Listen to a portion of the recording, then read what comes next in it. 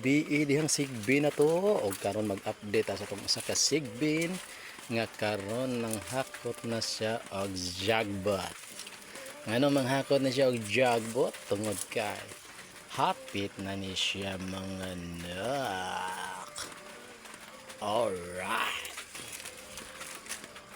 Atong tabangan og hakot og jagbot. Ibutang nato sa nest box. Nest box na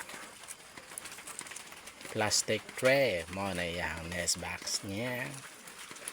Okay, nang hakot na ang atong jig bean.